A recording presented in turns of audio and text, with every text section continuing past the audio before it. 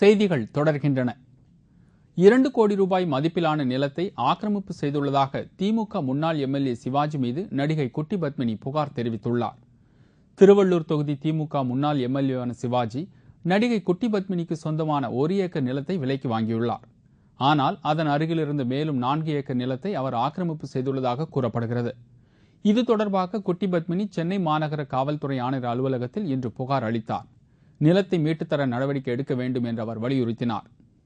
திருவள்ளூருடைய ex MLA Sivaji என் பசங்க minor property அது. அந்த நிலத்தை அவர் ஆக்கிரமிச்சிருக்காரு. ஸோ 1 ஏக்கரா நிலம் நான் முந்தி அவர்கிட்ட கொஞ்ச நாளைக்கு முன்னாடி வாங்கின கடனுக்காக நான் கரையம் பண்ணி கொடுத்துட்டேன். மீதி 4 ஏக்கரில் அவர் இருக்கார். நான் எவ்வளோ கேட்டு பார்த்தோம், அவர் அங்கேருந்து காலி பண்ணலை. அதனால் அதை பற்றி இப்போ ஆட்சி மாறி இருக்குது. அதனால் கண்டிப்பாக எங்களுக்கு நியாயம் கிடைக்கும் அப்படிங்கிற நம்பிக்கையில் இப்போ என் மகன் இங்கே கம்ப்ளைண்ட் கொடுத்துருக்கா. சென்னையில் புதுப்பட திருட்டு சீடிகளை தயாரித்து வந்த 3 பேரை போலீசார் கைது செய்துள்ளனர்.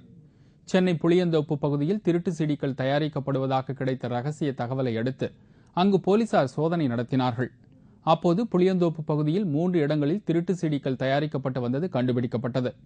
இது தொடர்பாக 3 நபர்களை கைது செய்துள்ள போலீசார் திருட்டு சீடிகள் தயாரிக்க பயன்படுத்தப்பட்ட 14 கம்ப்யூட்டர்கள், 140 வீடியோ பதிவு கருவிகள் ஆகியவற்றை பறிமுதல் செய்தனர். கைது செய்யப்பட்ட நபர்களிடமிருந்து அண்மையில் வெளிவந்த புதிய திரைப்படங்களின் 10,000 சீடிகள் கைப்பற்றப்பட்டன. இவற்றின் மதிப்பு சுமார் 8 லட்சம் ரூபாய் இருக்கக்கூடும் என்று கூறப்படுகிறது.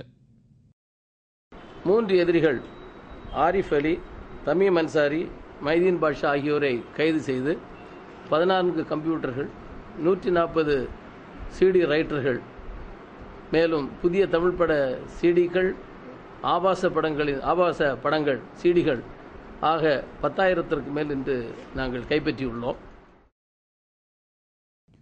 தங்கத்தின் விலை சவரனுக்கு 20,000 ரூபாயை நெருங்கி வருகிறது. பங்குச்சந்தை வீழ்ச்சி, பொருளாதார மந்தநிலை ஆகியவற்றின் காரணமாக தங்கத்தின் விலை கடந்த சில நாட்களாக வரலாறு காணாத உச்சத்தை எட்டி வருகிறது. 18,000 தாண்டிய 1 பவுன் தங்கத்தின் விலை பின்னர் 19,000 தாண்டி தற்போது 20,000 நெருங்கிவிட்டது. இன்று காலை 1 சவரன் தங்கத்தின் விலை 19,784 ரூபாயாக இருந்தது. இது நேற்றைய விலையை விட 312 ரூபாய் கூடுதலாகும்.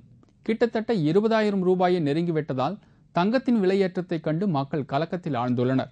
இதனிடையே தங்கத்திற்கு புற்றுநோயை குணப்படுத்தும் ஆற்றல் இருப்பதாக சர்வதேச நிபுணர் குழு ஒன்று தெரிவித்துள்ளது. தங்கத்தை வேதியியல் மாற்றம் செய்து செலுத்திய போது அதிலுள்ள ரசாயன பொருட்கள் புற்றுநோய் செல்களை மட்டுமே அழித்தன. மற்ற செல்களுக்கு எந்த பாதிப்பையும் ஏற்படுத்தவில்லை. எனவே தங்கத்தை கொண்டு புற்றுநோய்க்கு சிகிச்சை அளிக்கலாம் என்று நிபுணர்கள் கண்டுபிடித்துள்ளனர்.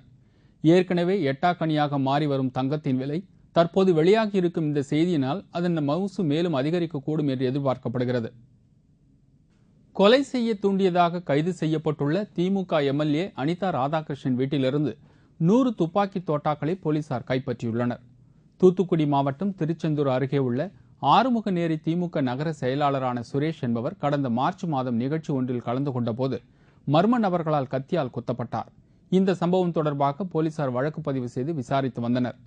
இதைத் தொடர்ந்து ஆறுமுகநேரியைச் சேர்ந்த சசிகுமார் மற்றும் மணிகண்டன் ஆகியோர் சுரேஷை தாக்கிய வழக்கில் கைது செய்யப்பட்டனர்.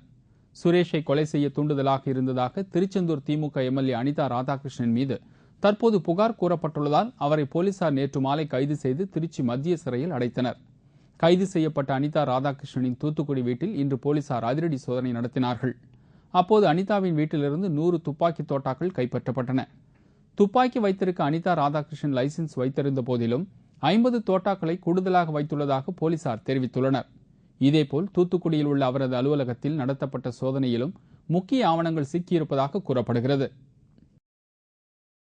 ராமநாதபுரத்தில் போலி தங்க காசு கொடுத்து ஏமாற்றிய 3 மர்ம நபர்களை போலீசார் தேடி வருகிறார்கள். ராமநாதபுரம் மாவட்டம் திருப்பாலக்குடி கிராமத்தைச் சேர்ந்தவர் மீனவ கேசவன். இவரது மகன் ராமநாதன் வெளிநாட்டில் வேலை செய்து வந்தார். ஊருக்கு திரும்பி ராமநாதபுரம் வங்கிக்கு வந்தபோது 3 மர்ம நபர்கள் அவரை சந்தித்து அவரிடம் இருந்த 6 பவுன் தங்க நகை, 20,000 ரூபாய் மதிப்பிலான செல்போன் ஆகியவற்றை சாமர்த்தியமாக பேசி வாங்கிச் சென்று விட்டனர். இதற்கு பதிலாக அவர்கள் தங்க காசுகளை கொடுத்து மோசடி செய்துவிட்டனர். ராமநாதன் தங்க காசுகள் போலி என அறிந்தவுடன் ராமநாதபுரம் மாவட்ட காவல்துறை கண்காணிப்பாளரிடம் புகார் கொடுத்தார். போலீசார் வழக்கு பதிவு செய்து மர்ம நபர்களை தேடி வருகின்றனர். சமையல் எரிவாயு சிலிண்டர் விநியோகத்தை தனியாருக்கு மாற்றியதால் நாமக்கல் மாவட்ட ஆட்சியர் அலுவலகத்தை அந்த பகுதி மக்கள் முற்றுகையிட்டு மனு அளித்தனர். நாமக்கல் மாவட்டம் திருச்செங்கோடு அருகே கொல்லப்பட்டி பகுதியில் வசிக்கும் பொதுமக்களுக்கு திருச்செங்கோடு விவசாய விளைபொருள் விற்பனை கூட்டுறவு சங்கத்திலிருந்து கடந்த 30 ஆண்டுகளாக எரிவாயு விநியோகம் செய்யப்பட்டு வந்தது. இந்நிலையில் அந்த பகுதி மக்களுக்கு எரிவாயு இணைப்புகள் முன் அறிவிப்பின்றி கூட்டுறவு சங்கத்திலிருந்து தனியார் நிறுவனத்திற்கு மாற்றப்பட்டுள்ளது. இதனை கண்டித்து எரிவாயு வழங்கும் சேவையை கூட்டுறவு நிறுவனம் வசமே மீண்டும் ஒப்படைக்க வேண்டும் என்று கொல்லப்பட்டி பகுதியைச் சேர்ந்த 300க்கும் மேற்பட்டோர் நாமக்கல் மாவட்ட ஆட்சியர் அலுவலகத்தை முற்றுகையிட்டு மனு அளித்தனர். இதுவரையில் பொதுத்துறை நிறுவனத்தில் இயங்கி வந்த டிசிஎம்எஸ்ல இருந்த எரிவாயு இணைப்பு தனியாருக்கு மாற்றிட்டாங்க.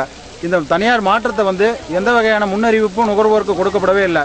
கொடுக்கப்படாமல் டிசிஎம்எஸ்ல இருந்த இணைப்பு தனியாருக்கு மாற்றுறதுனால தனியார் விநியோகத்தில் நிறைய முறைகேடுகள் நடைபெறுகிறது. அந்த முறைகேட்டினால் பொதுமக்கள் விநியோகத்தில் பாதிப்படைவாங்கிறதுக்காக நாங்கள் தொடர்ந்து டிசிஎம்எஸ் நிறுவனத்திலேயே எரிவாயு இணைப்பு பெற வேணுங்கிறதுக்காக மாவட்ட ஆட்சியர் அவர்களுக்கு மனு கொடுக்க வந்திருக்கோம். நெல்லை மாவட்டம் புளியங்குடியில் மழை இல்லாததால் எலுமிச்சை மரங்கள் விளைச்சல் இல்லாது வாடி வருகின்றன. நெல்லை மாவட்டம் புளியங்குடி பகுதியில் 3000 ஏக்கரில் எலுமிச்சை பயிரிடப்பட்டுள்ளது. மழை இல்லாததால் விளைச்சல் பாதிக்கப்பட்டுள்ளது. இதனால் எலுமிச்சை பழ உற்பத்தி பெரிதும் பாதிக்கப்பட்டுள்ளது. பாசனத்திற்கான தண்ணீரை சிக்கனப்படுத்தும் வகையில் சொட்டு நீர் பாசனம் அமைக்க அரசு கடன் உதவி வழங்க வேண்டும் என்று விவசாயிகள் வேண்டுகோள் விடுத்துள்ளனர்.